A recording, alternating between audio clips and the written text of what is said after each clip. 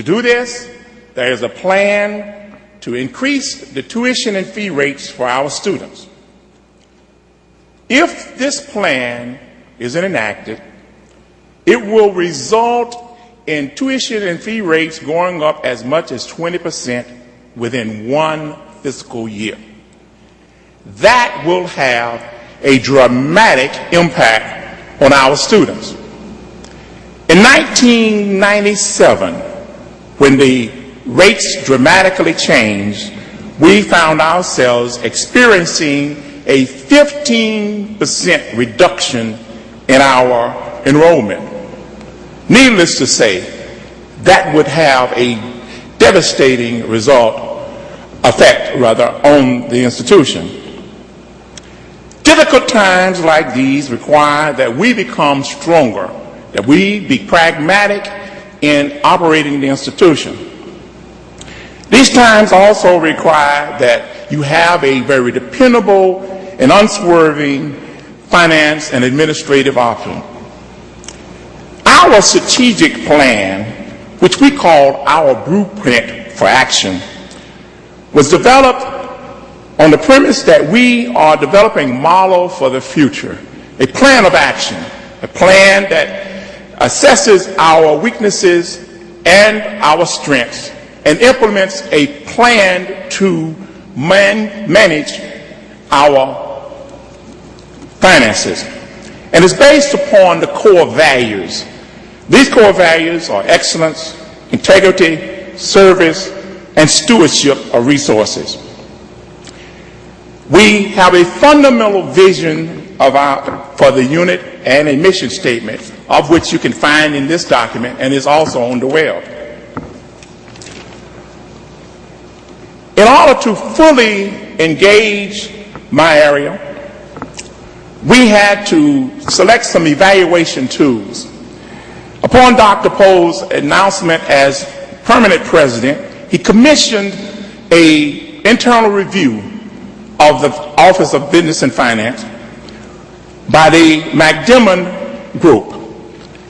From this report, we developed a plan of action to coincide with the internal audit reviews, our annual legislative audit reviews, and our SWOT analysis, which is nothing more than an analysis of our strengths and weaknesses to develop an action plan.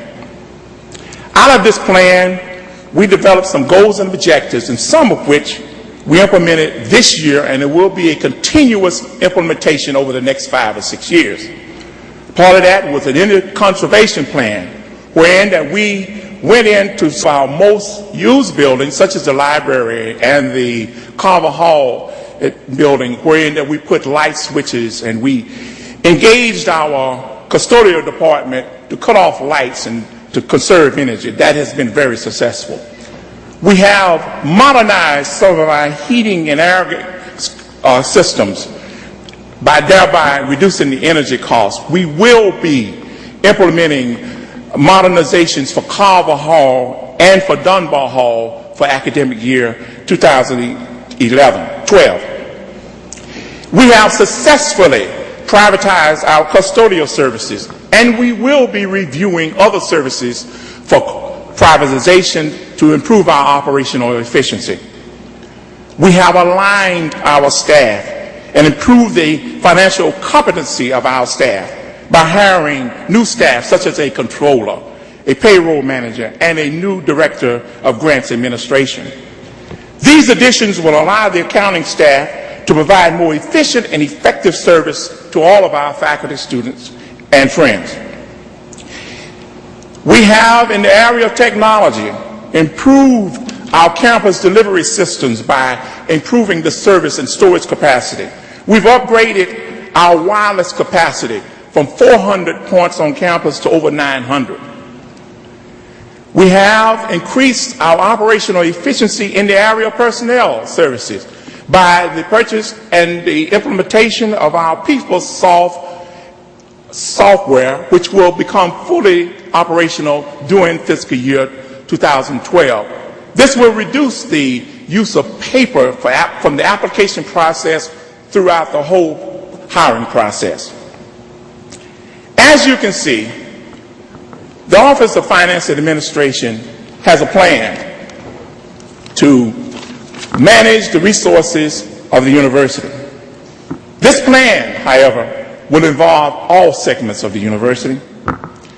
For as you know, we are facing tough times. Tough times are nothing new to Grambling State University. We've seen it before and we'll see it again.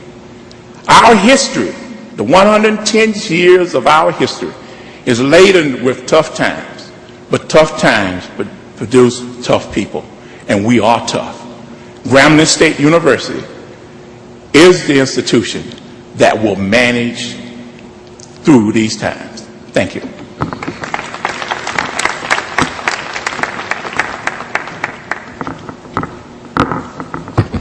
Good afternoon. I welcome our community guests, students, faculty, staff, and alumni, those here in the audience and those joining us online from near and far. I welcome you to this august occasion.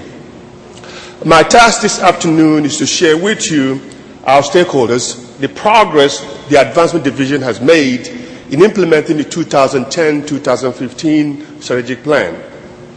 I'm pleased to share this information on behalf of the advancement staff, a team of 9 professionals and 1 graduate assistant committed to advancing this institution. Would the advancement staff please stand again? They deserve an applause. Thank you very much. A bit about our plan. The Advancement Strategic Plan is a product of the hard work of the Development and Marketing Advisory Council and the advancement staff. The planning was done, of course, in the context that the President and the Finance Vice President just laid out to us, which is a climate of economic downturn.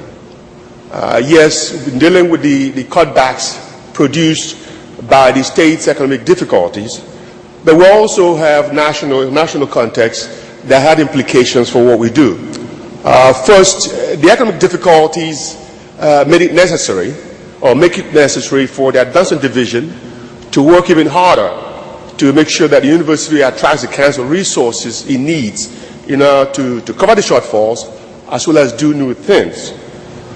But that opportunity also presents a challenge, because it is a bit more difficult to put distance between people's money and those individuals when they're having economic difficulties themselves. So yes, the economic challenges present an opportunity, but also makes our work a little harder in the Advancement Division. The divisional plan identifies 5 strategic goals, 28 objectives, 45 strategic initiatives, and scores of action steps necessary to achieve the university's priority goals during the planning period, the 5-year planning period. Our report today focuses on the first year of this effort. The 5 divisional strategic goals directly support 6 of the university's priority goals. I'm most pleased to report that the advancement staff have either already taken scores of action steps or are taking steps to implement 16 of the 28 objectives identified by our planning process. These actions advance 4 of the strategic goals. The following is just a sampling of some of the action steps that have already been taken to get us to where we are at this point, and I'll be brief. First objective, strengthen fundraising and friend-raising. Doing that, of course, relies on, or requires that an institution has very good data. And what we've done over the past year is expand the base and clean the database up so that we have actionable information to reach our potential donors. That means we have, at least we produce an expanded database that is helping us reach more people through the funnel-a-thons that we do or conduct during the fall and spring semesters. This clean database helped us during the fall semester increase the number of pledges, amount of pledges as well. It also is helping us as we continue on the funnel-a-thon for the spring semester. We've restructured our annual fund driving process. As we speak, we are currently undergoing or engaged in an annual fund drive. The annual fund, of course, is usually the fund that allows institutions flexibility to do things, to meet the kinds of shortfalls that the President and my colleagues have talked about. Restructuring the fund is our process for collecting this. We expect to increase the amount that we will get from you, faculty, staff, and of course our alumni. The division has also expanded opportunities to give. We've reinstated the Seed of Honor program that was in place for a while and suspended for a period of about a year. That reinstatement means that we have more opportunities to get major gifts from those who want to honor their family members, parents, teachers, whomever they wish to honor. Please make sure that you see us to get information about the Seed of Honor project. We're also expanding special events aimed at raising funds for the university. We're trying to take advantage of the fact that we began celebrating the 110th anniversary of the university. We see this as an opportunity for more people to be reminded of the important role that Grambling has played over the years, a role that the President was very eloquent in communicating with us earlier.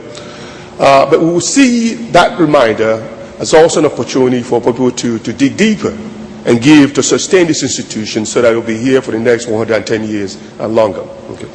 One of those special events, what we're trying to do with that is also look at, take advantage of our proximity to Shreveport and cities like Monroe. So we're having a major event this fall in Shreveport as one of the ways to make sure that we are bringing in new friends to the university, attracting new friends, and also raising more dollars. You'll hear more about the Port City Gala that we intend to host as one of the efforts to increase giving to the university.